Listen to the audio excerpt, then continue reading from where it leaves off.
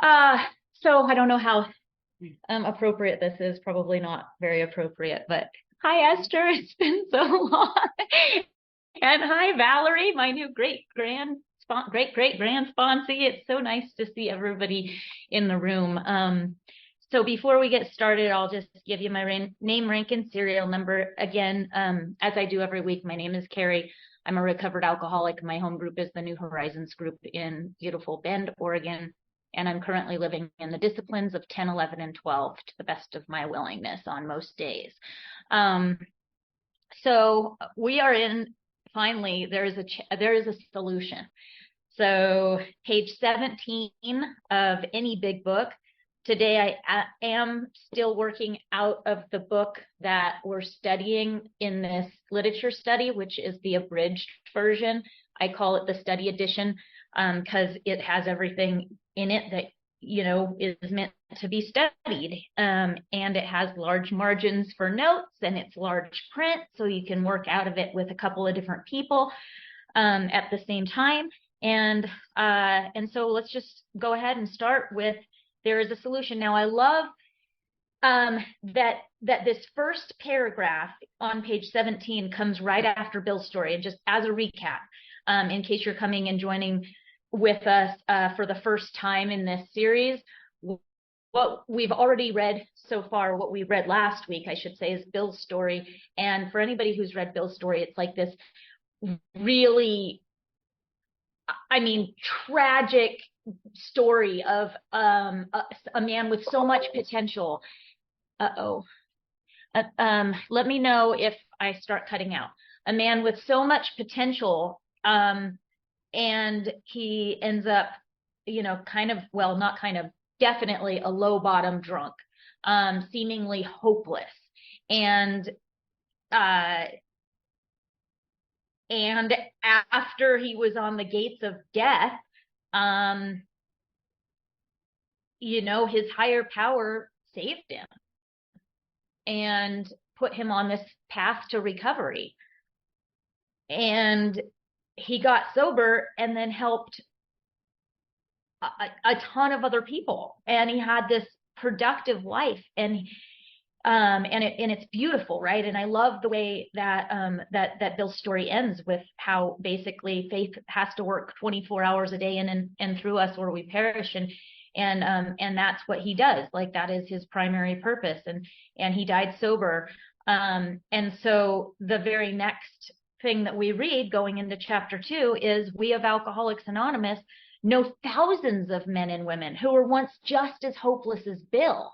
So we're picking up off after this terrible story of this low bottom drunk who was saved, and they're saying that he's not the only one. There's thousands that were just as hopeless as Bill. And here's a promise: nearly all have recovered.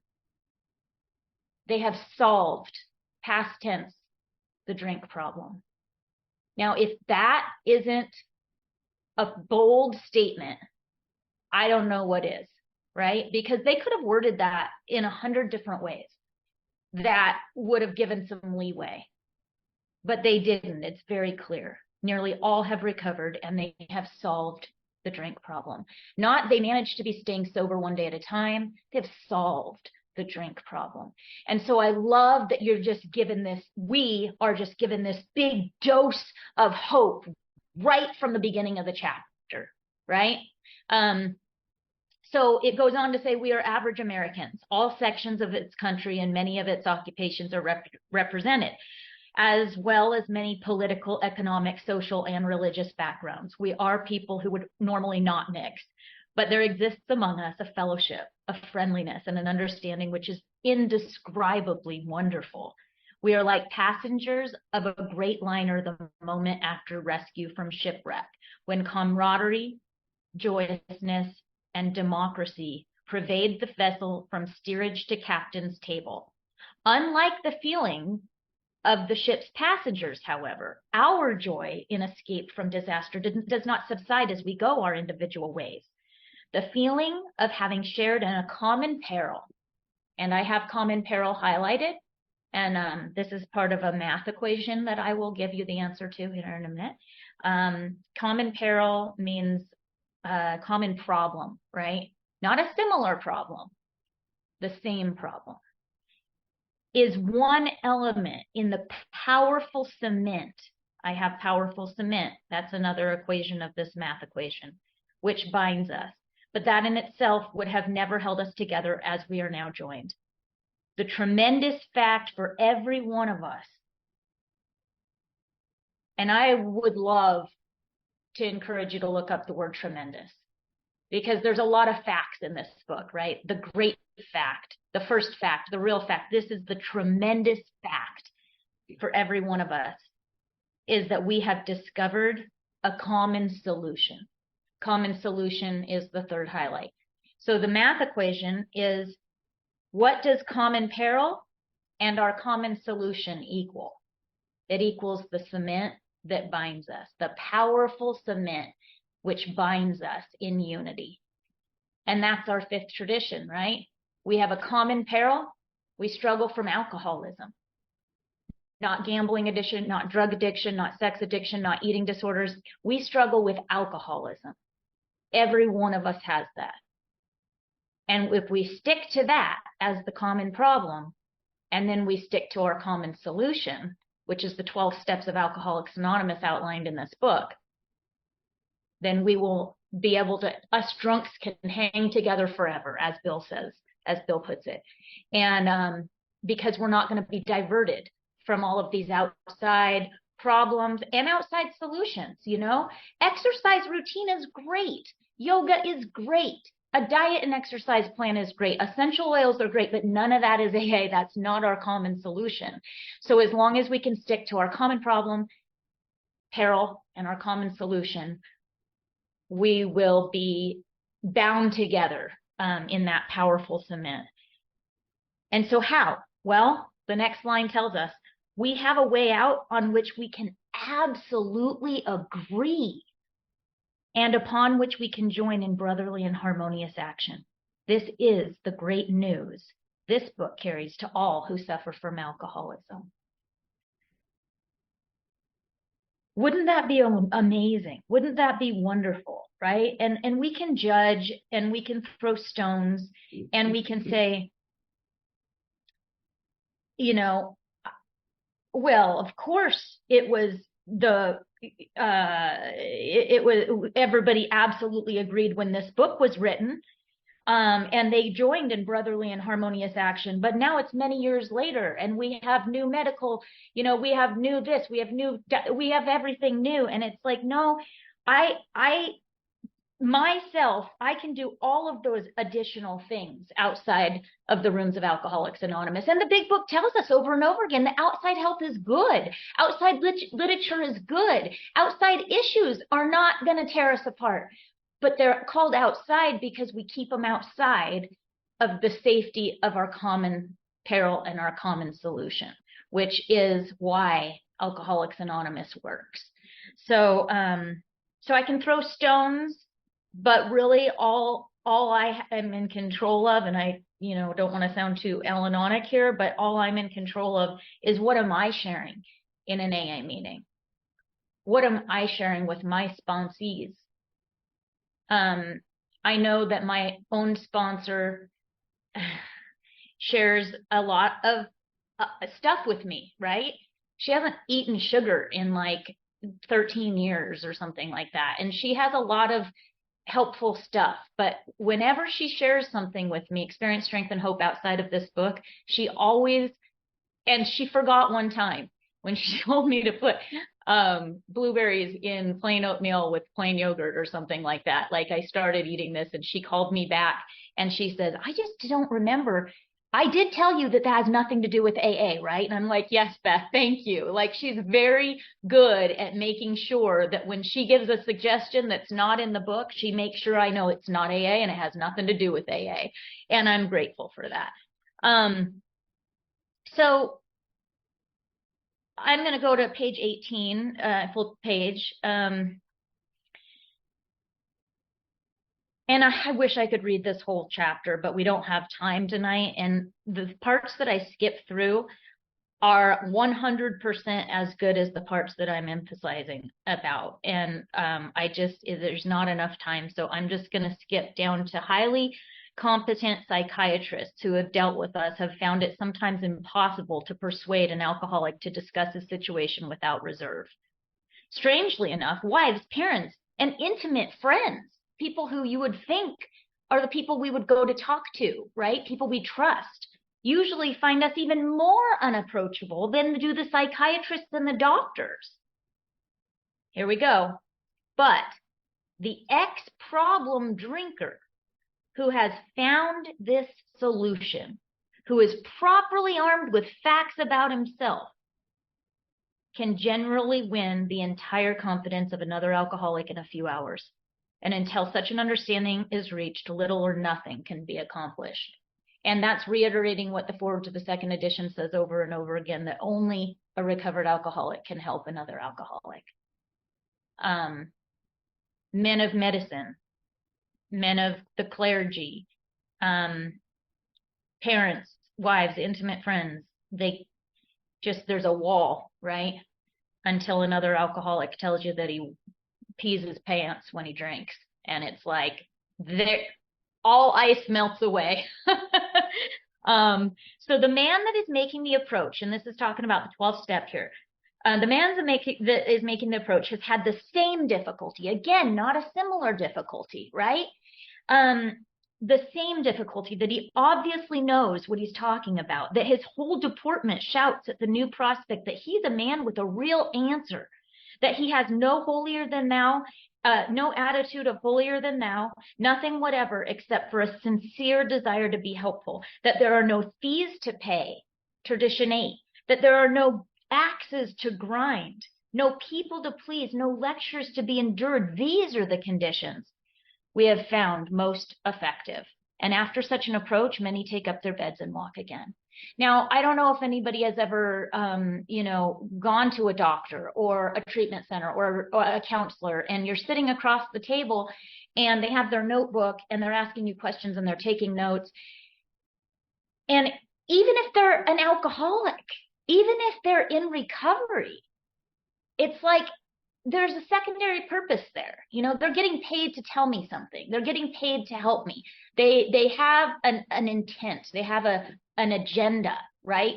And so it's kind of like, I don't have that. There's not that magic there. But when another alcoholic sits across the table from me for fun and for free with nothing to gain except for wanting to help me, that's when the magic happens, right? None of us make a sole vocation of this work. Just gonna real quick throw the definition of vocation out. It's career or occupation. And other places in this book and in AA literature, you'll hear the term avocation. Avocation is the opposite of vocation. Avocation means for fun and for free, right? And vocation means for fee or for hire. Vocation means career or occupation, where avocation means nothing to gain, hobby, something that I do that has no monetary value. So none of us make a sole vocation of this work. This is tradition 8 here. Nor do we think its effectiveness would be increased if we did. That was what I was talking about, sitting on the other side of the table with someone who, without anything to gain except for the sincere desire to be helpful. We feel that elimination of our drinking is but a beginning. A much more important demonstration of our principles lie before us in our respected homes, occupations, and affairs. All of us spend much of our spare time in this sort of effort, which we are going to describe. That's the 12th step work that we're going to describe in this chapter. A few are so fortunate enough to be situated that they can give, not charge, nearly all their time to the work. That's like me. I give a lot of my time to the work, but I have never accepted a penny.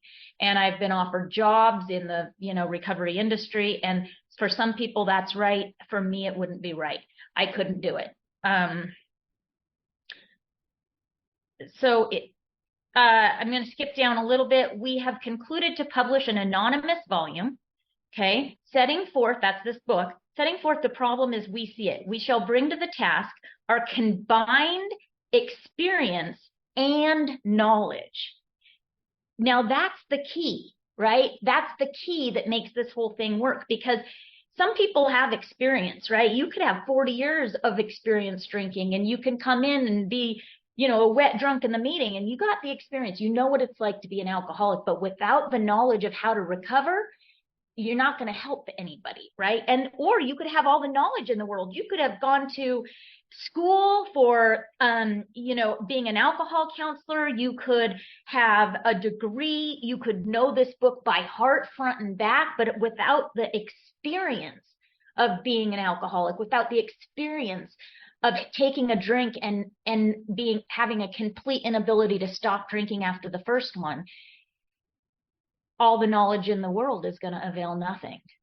And so it's that magic, the two-part, right, the combined experience and knowledge. Now, we read on the opposite page, page 18, at the same exact height in the page, so about 3/4 of the way down, it says that same exact thing as the combined experience and knowledge, which is my highlight, in the italics on page 18. The ex-problem drinker, so there's the experience, right? You're an ex-problem drinker. You've had that experience.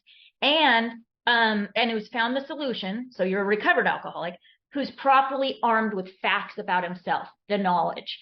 Those two components are necessary to get to achieve success with a prospect. So this should suggest a useful program for anyone concerned with a drinking problem. Now, of necessity, this is tradition 10, there will have to be some discussion of matters medical, psychiatric, social, and religious. We are aware that these matters are, from, well, their very nature, controversial.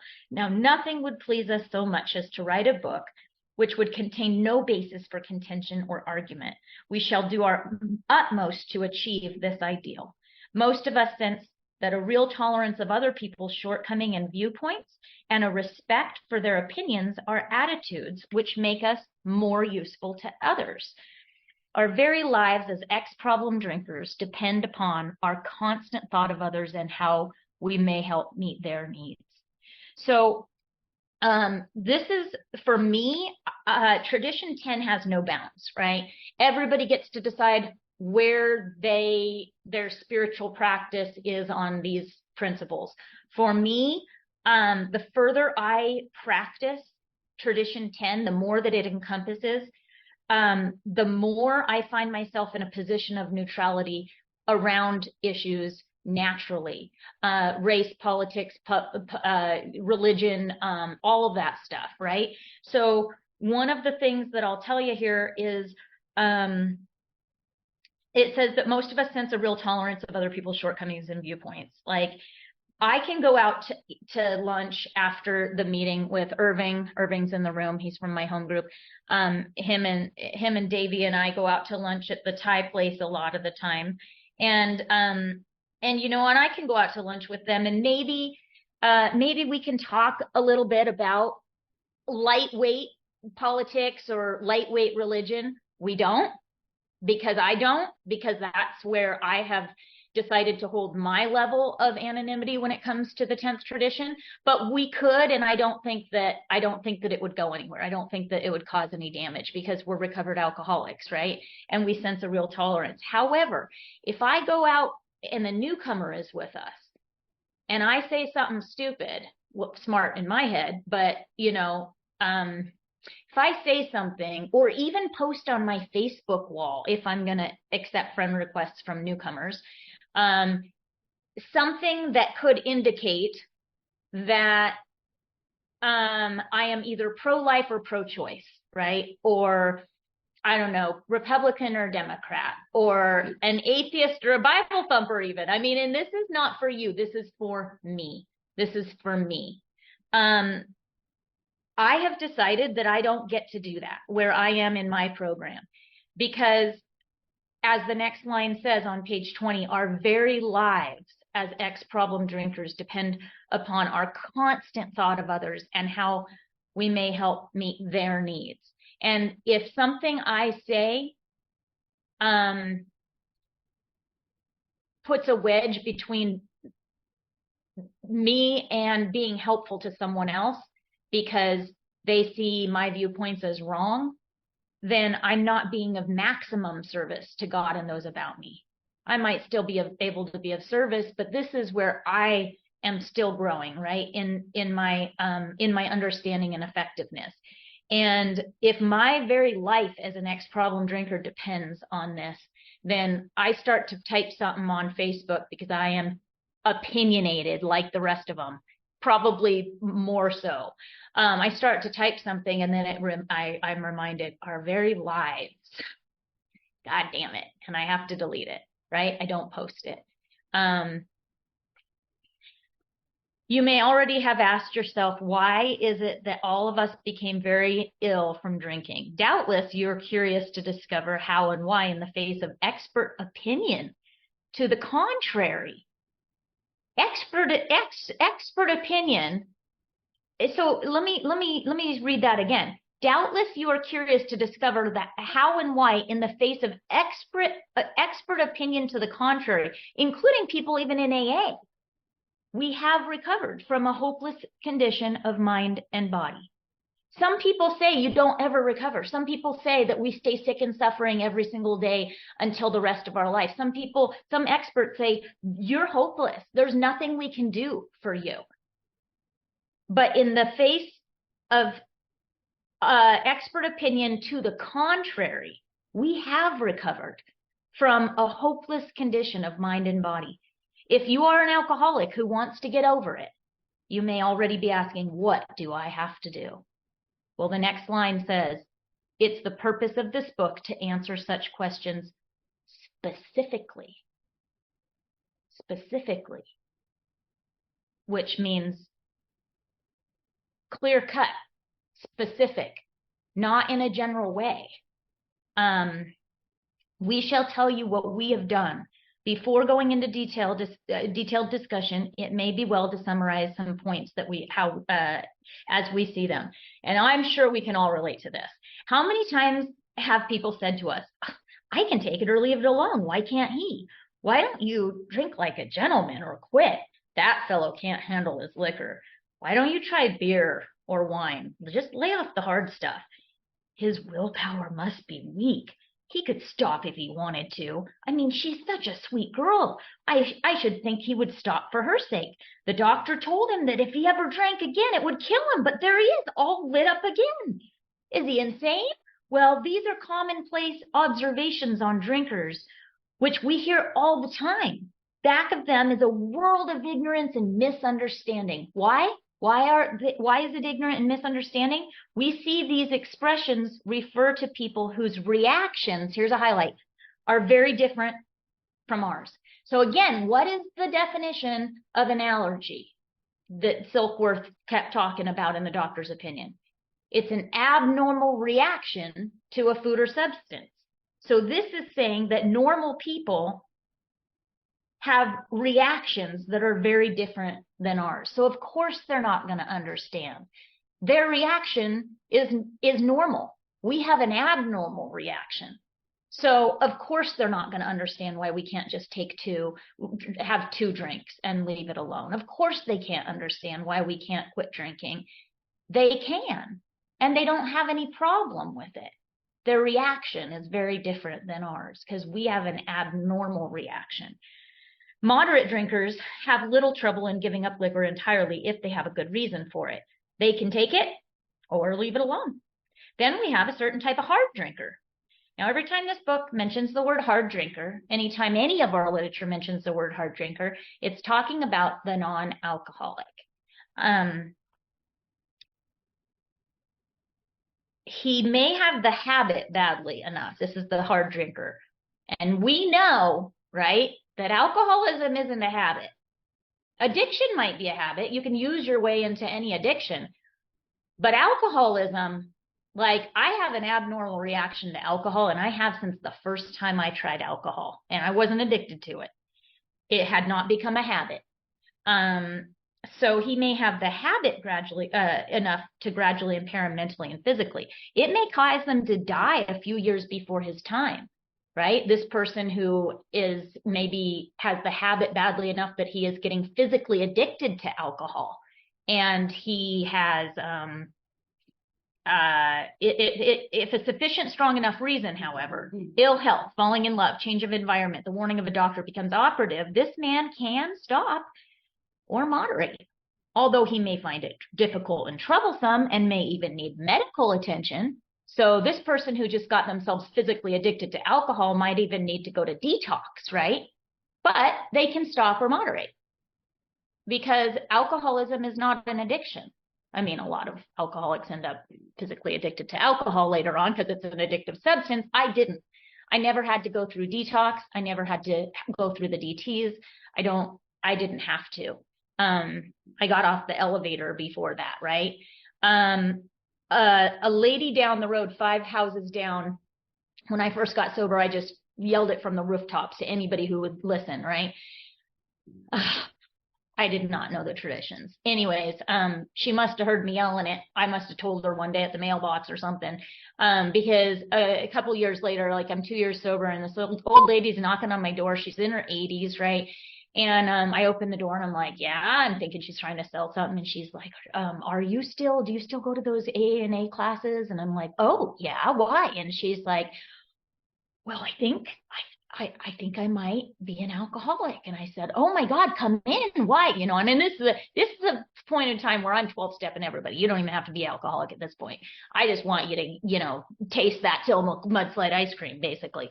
But so I invite her in and I'm telling her, like, well, tell me how much you drink and how often do you drink and all of these things. And I don't know how to 12-step somebody. I don't know at this point that it doesn't matter how much she drinks or how often she drinks or how long she's been drinking for. Those things have nothing to do with alcoholism.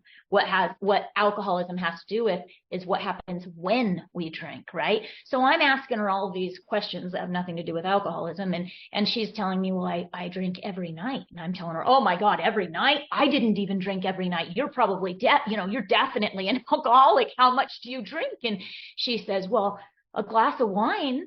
I'm like, oh yeah, like a glass of wine, like big glass. And she's like, oh no, like a regular glass of wine, a bottle of wine takes me sometimes 3 or 4 nights to drink. And I'm going, what, you don't get like drunk? Like, when's the last time you got drunk? And she goes, oh my goodness, I got drunk once in high school and I would never do that again. I got so sick. And I'm like, what?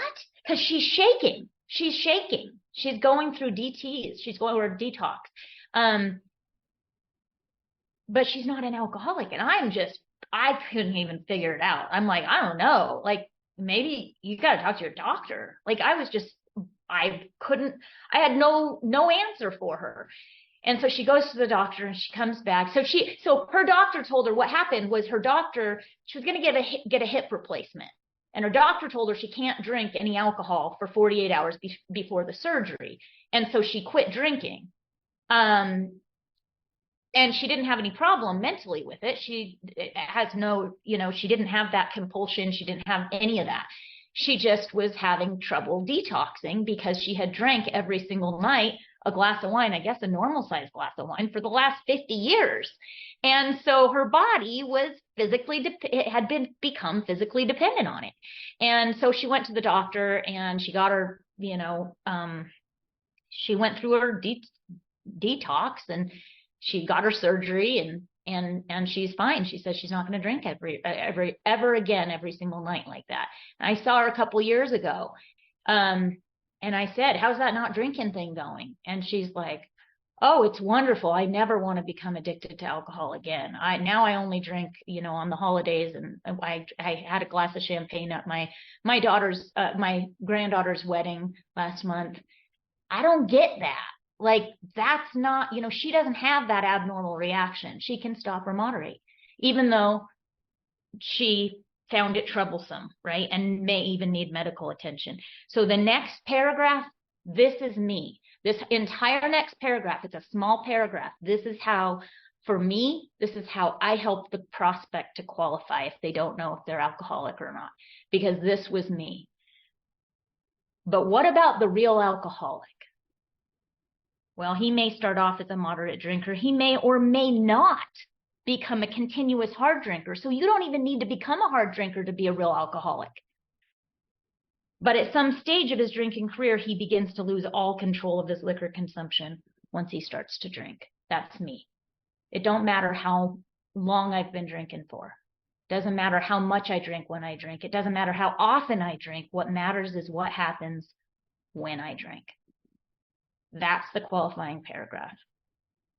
And then the biggest paragraph in the entire big book is right after. And I'm not going to read it all because it goes through many different symptoms that some of us have, some of us don't.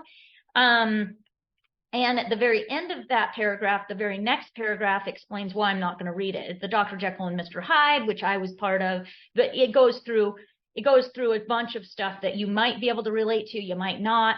And the reason I'm not going to read the whole thing, aside from time, is it says this is by no means a comprehensive picture of the true alcoholic, as our behavior patterns vary. But this description should identify him roughly. And I identify with probably, I don't know, half to three-quarters of that paragraph, the long paragraph. Why does he behave like this? If hundreds of experiences have shown him that one drink means another debacle with all of its attendant suffering and humiliation, why is it that he takes that one drink, right?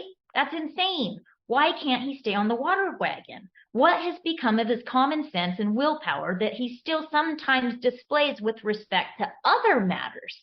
Right? Where alcohol is concerned, we've been strangely insane.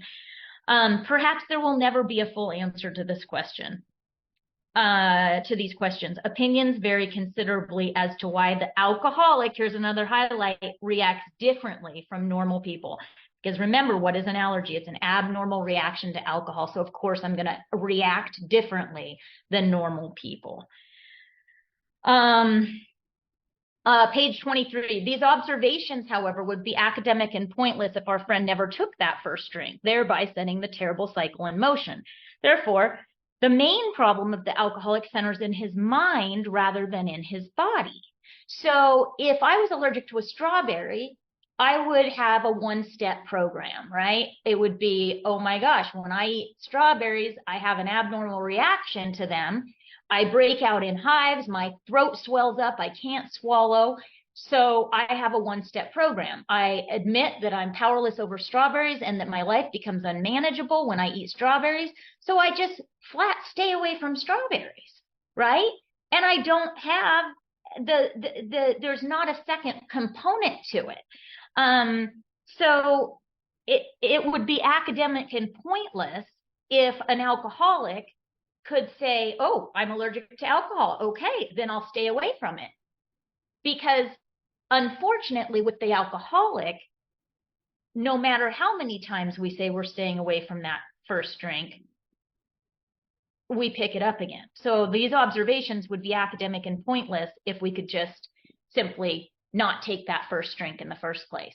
Because with the strawberry, we don't go down to the ice cream shop and sit and watch them make strawberry shakes going, well, maybe if I just have a strawberry shake with artificial flavor, I could have strawberry. No, we just don't, we just stay away. It's a one-step program. We don't need 11 additional steps to relieve where this problem really is, which is in my mind, between my ears.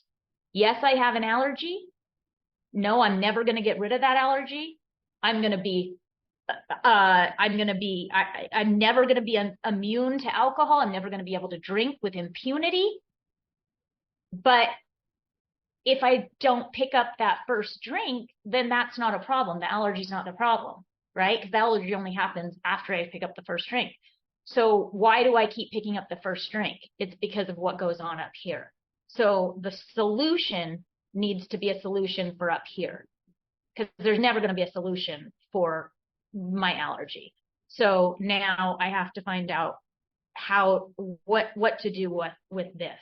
And that is where steps 2 through 12 come in. And that is why that's how the problem is removed, right? So if you ask him why he started on the last bender, chances are he will offer you one of 100 different alibis. Sometimes these excuses have certain plausibility, but none of them really make sense in the light that the havoc an alcoholic's drinking bout creates. They sound like the philosophy of a man who, having a headache, beats himself on the head with a hammer so that he can't feel the ache. If you draw this fallacious reasoning to the attention of an alcoholic, he will either laugh it off or become irritated and refuse to talk. Once in a while, he may tell the truth. I love that. Once in a while, an alcoholic may tell the truth about their drinking. And the truth, strange to say, is usually he has no idea why he took that first drink than you have. Some drinkers have excuses with which they're satisfied part of the time, but in their hearts, they really don't know why they do it. Once this malady has a real hold, they're a baffled lot. There is the obsession that somehow, someday, they will beat the game, but they often suspect they're down for the count. I was sponsoring this girl. She did nothing. I mean, nothing. She was not, I mean, she was going to meetings, right? She wasn't doing any of the work. She wasn't doing book work with me. She wasn't doing anything.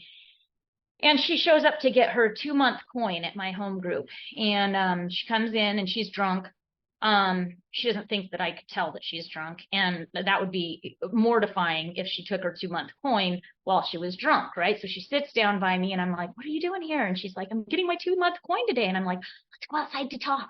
Because, the birthdays are at the beginning of the meeting. And I'm like, oh no, she's going to want to take a dirty coin. So we go outside to talk and I'm like, I'm not going to let you take a dirty coin. Like, I can tell that you've been drinking. And she's like, no, I haven't. And I said, okay, if you want to take a dirty coin, that's fine, but I'm not giving it to you. And she just starts crying. And she's like,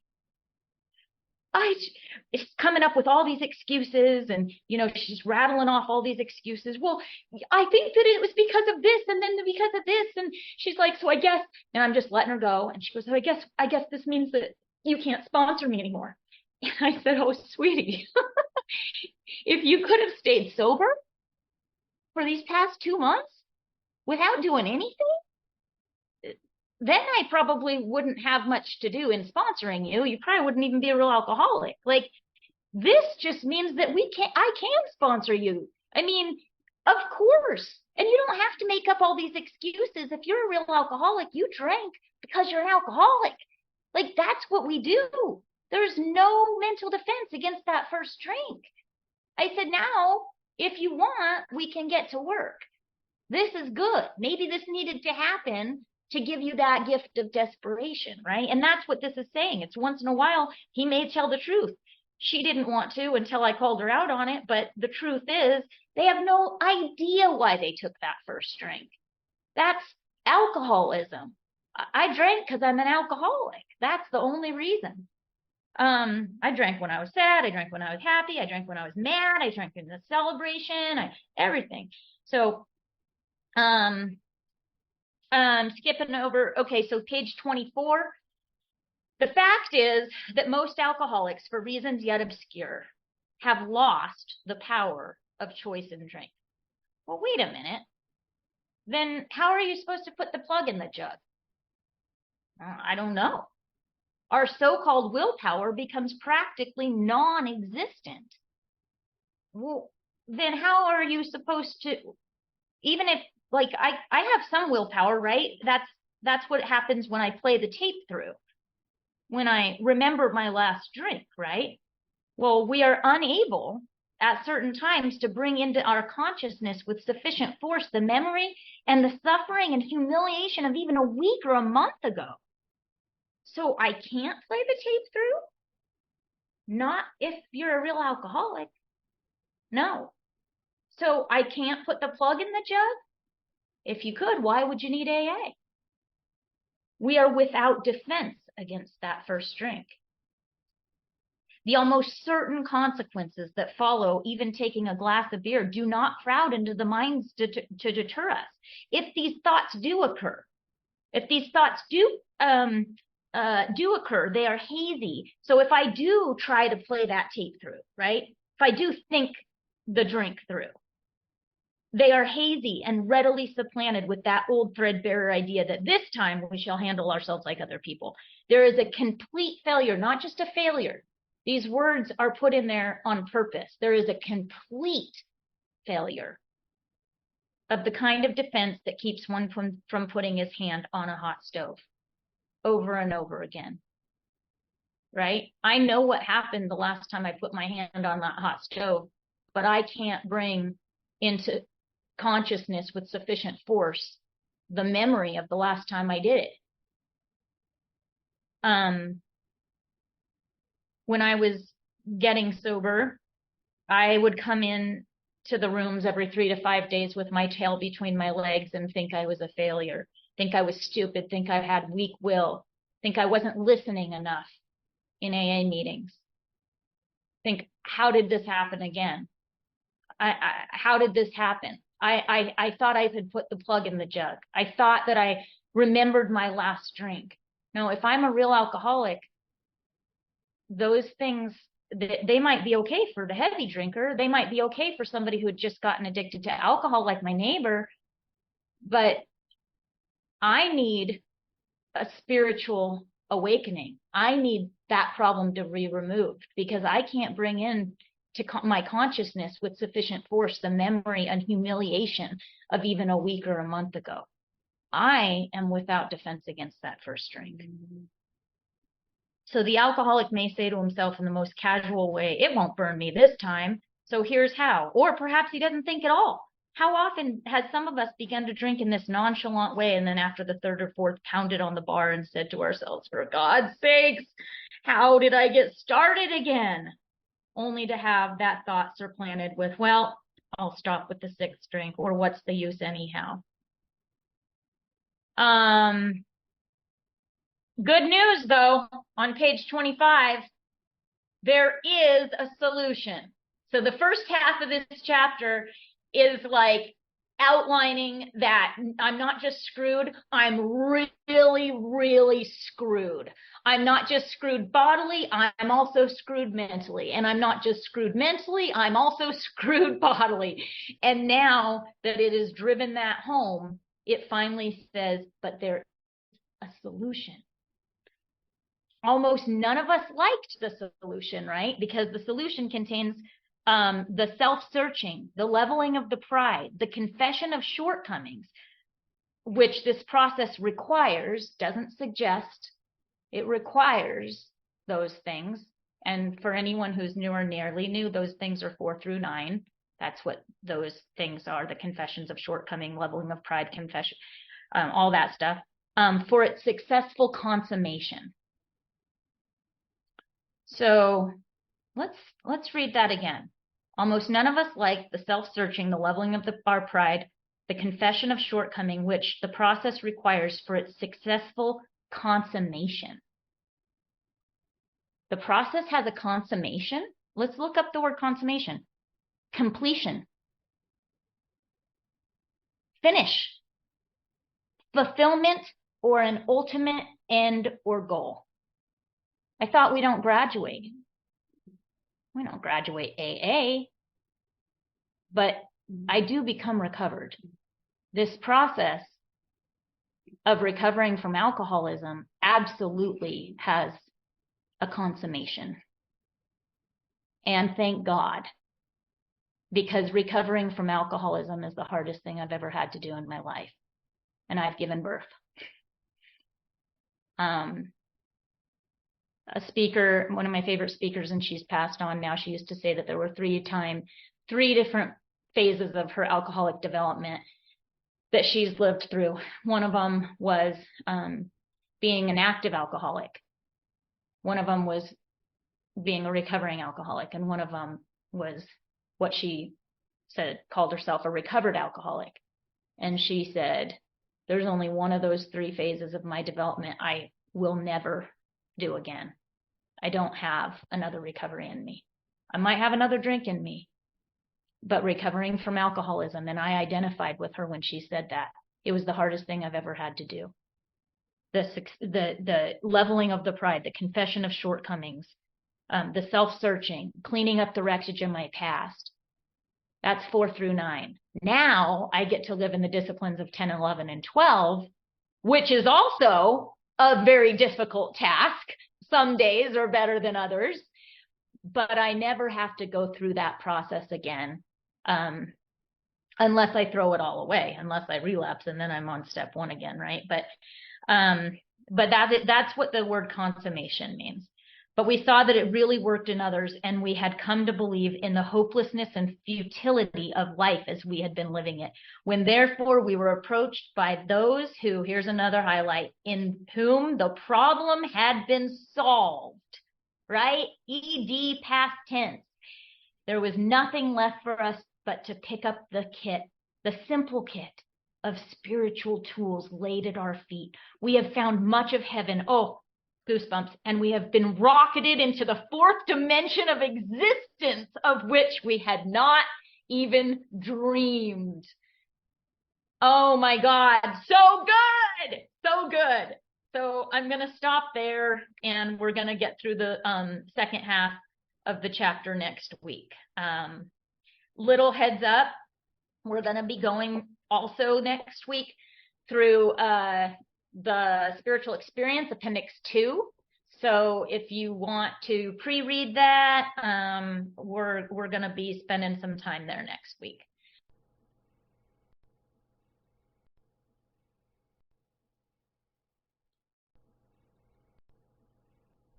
All audio and video files on the District6AA.org website or the District 6 in Area 15 YouTube channel are for personal use only.